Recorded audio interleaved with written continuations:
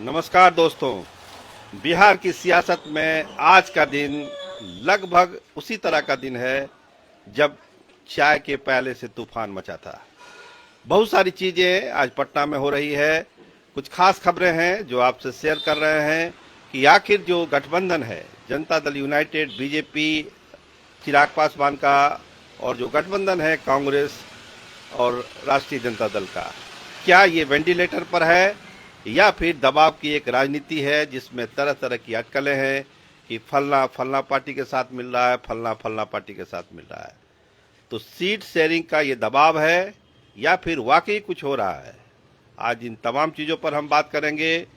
कांग्रेस ने अपना एक जो सीटों का फार्मूला है वो भी आरजेडी के सामने पेश किया है, लेकिन सबसे पहले बात करिए एनडीए की उस फार्मूले को जिसको नीतीश कुमार ने रिजेक्ट कर दिया। 9 ऐसी सीटें हैं जिस पर नीतीश कुमार मानने के लिए तैयार नहीं है। तो सीटों की संख्या बदली जा रही है और इस बदलाव में सबसे ज्यादा नुकसान चिराग पासवान को होने जा रहा है। चिराग पासवान की सीटें घटने वाली है, भाजपा की सीटें घटने वाली है। राष्ट्रीय जनता दल यूनाइटेड 103 सीटों पर चुनाव लड़ने का अपना मन बना चुका है, उससे कम वो कंप्रोमाइज नहीं करेगा। भाजपा के लिए कहा जा रहा है कि उसकी सीटें अब 99 हो सकती है।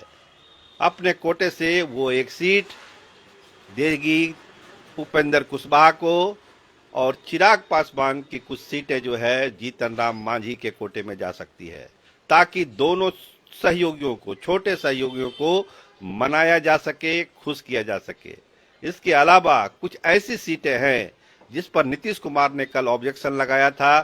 देर रात तक राजनीतिक उठापटक चलती रही, लिस्ट पर लिस्ट रिवाइज होती रही, कौन सीटें कहां लेनी है, कुछ सिंबल बांट दिए गए।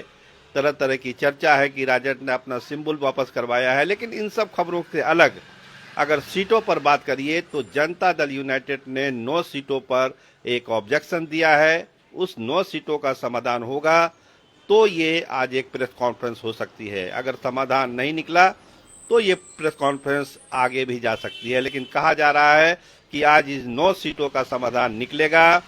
बीजेपी की सीटें घटेगी, चिराग पासवान की सीटें घटेगी, 1-2 सीट का इजाफा जीतन राम मांझी को और उपेंद्र कुशवाहा के जो टैली बनाई गई है उसमें हो सकता है, ताकि दोनों सहयोगियों को खुश किया जा सके, मनाया जा सके।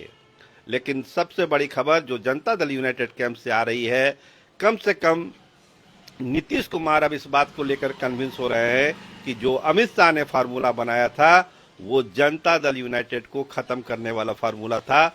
इसलिए वो कल से ही वेरी एक्टिव है, सुपर एक्टिव मोड में है, चीजों को देख रहे हैं, एक एक सीट को वॉच कर रहे हैं कि कहां उनके अपने लोगों का टिकट कटा है, कहां दूसरे लोगों को दे दिया गया है, और खासकर वैसी सीटें जिस पर जनता दल यूनाइटेड की जीतने की संभावना सबसे ज्यादा है, उन सीटों को खारिज क्यों किया गया।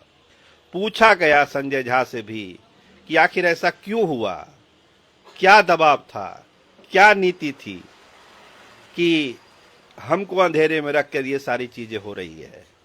तो एक बड़ा सवाल है जनता दल यूनाइटेड के भीतर। आज तो बहुत सारे नेताओं ने, संजय वर्मा जैसे नेताओं ने कहा कि जनता दल यूनाइटेड को खत्म करने की साजिश है, नीतीश कुमार को अकेले चुनाव लड़ना चाहिए 243 सीटों पर। खैर ये मांग है नेताओं कार्यकर्ताओं की, लेकिन 9 ऐसी सीटें जो फंसी हुई है, भाजपा को उसको समाधान करना होगा, तभी ये फार्मूला लागू होगा, नहीं तो फार्मूला लागू नहीं होगा। और ये फार्मूला में चिराग की सीटें घट रही है, नीतीश कुमार और बीजेपी की सीटें घट रही है। बीजेपी लगता है कि अब 99 सीटों पर लड़ेगी, तो जो छोटा भाई बड़े भाई का जो एक ये है वो भी मेंटेन रहेगा, मैसेज भी जाएगा। लेकिन सबसे बड़ा सवाल फिर ये उठेगा कि अगर बीजेपी घटती है तो कितनी घटती है, और क्या घटने का सीधा प्रभाव उसके कार्यकर्ताओं पर भी पड़ेगा। तो एनडीए में आज ढेर सारी चीजें होनी है, इंतजार करिए, 2-3 घंटे में तस्वीर और साफ होगी। लेकिन नीतीश कुमार के सख्त रुख के बाद लगता है कि जो फार्मूला दिया गया था, जो कहा गया था कि सौहार्दपूर्ण वातावरण में ये बंटवारा हुआ है, उस बंटवारे में फेर बदल अब तय है, इसको कोई नहीं रोक सकता। बात करिए महागठबंधन की, तो 2 ऐसी सीटें हम आपको बताएं, दो ऐसी सीटें, जो पहली सीट है केसरिया और दूसरी सीट है सुगौली सकरा। केसरिया और सकरा, इस दो सीटों पर लगता है कि गठबंधन अटका हुआ है। अगर ये दो सीटें क्लियर होती है तो गठबंधन की गाड़ी आगे बढ़ेगी। 62 सीटों का, 62 सीटों का कांग्रेस का अपना प्रपोजल है। 55-56 पर आरजेडी बात कर रही है। बीच का रास्ता एक निकलेगा, लेकिन निकलेगा जरूर कि अगर दो सीटों का मामला, केसरिया और सकरा का मामला निपट जाता है तो ये गाड़ी आगे बढ़ जाएगी। मुकेश सहनी लिमिट में आ चुके हैं। इंडियन इंक्लूसिव पार्टी, पारस जी की पार्टी और जेएमएम, इनको भी कितनी सीटें दी जाएगी ये भी मोटे तौर पर अब तय हो गया है। कुछ सीटें हैं कांग्रेस की जिसको हम आपको बताना चाहते हैं, जहां पर कांग्रेस चुनाव लड़ रही है। 25 पर जो हमारे सोर्स हैं वो यही बता रहे हैं कि किशनगंज, कस्बा, कदवा, अररिया, भागलपुर, जमालपुर, विक्रम, हिसुआ, महाराजगंज, बक्सर, करगहर, मनिहारी, राजपुर, चेनारी, कुटुम्बा, मुजफ्फरपुर, खगड़िया, औरंगाबाद, वाल्मीकि नगर, रामनगर, नरकटियागंज, चनपटिया, बेतिया, गोविंदगंज, रीगा, बेनीपट्टी, फुलपरास, सुपौल, फारबिसगंज, बहादुरगंज, पूर्णिया, प्राणपुर, कोढ़ा, बिहारीगंज, सोनबरसा, कुशेश्वर स्थान, बेनीपुर, बांकीपुर, जाले, कुचायकोट, वैशाली, लालगंज, रोसड़ा, बेगूसराय, बेलदौर, कहलगांव, सुल्तानगंज, अमरपुर, लखीसराय, बरबीघा, राजगीर, बाढ़, बांकीपुर, पटना साहिब, गया शहर, टिकारी, वजीरगंज, बारसलीगंज, बरबीघा, बनियापुर, ये तमाम सीटें जो है लड़ने वाली है कांग्रेस, जिसका लिस्ट भी फाइनल है। दो सीटें सकरा और केसरिया पर मामला अटका हुआ है। आज जो बातचीत हो रही है उसमें लगता है इस दो सीटों पर फैसला होगा। कल दिल्ली में भी राहुल गांधी, खड़गे साहब, वेणुगोपाल, एक हाई लेवल मीटिंग हुई है। कहा यही गया है कि मामले को सॉर्ट आउट करिए, जितनी जल्दी हो सके सॉर्ट आउट करिए, क्योंकि अब नामांकन में बहुत कम समय बचा है। मुलाकात भले तेजस्वी यादव से नहीं हुई, राहुल गांधी से नहीं मिल पाए तेजस्वी यादव, लेकिन कांग्रेस ने अपना होमवर्क वहां पर किया है कि किन किन सीटों पर लड़ना है, कैसे लड़ना है, और ये जो दो सीटें हैं इस पर बहुत जल्द फैसला होना है। तो ऐसा नहीं है कि गाड़ी पूरी तरह के महागठबंधन की और एनडीए की पटरी से उतर गई है।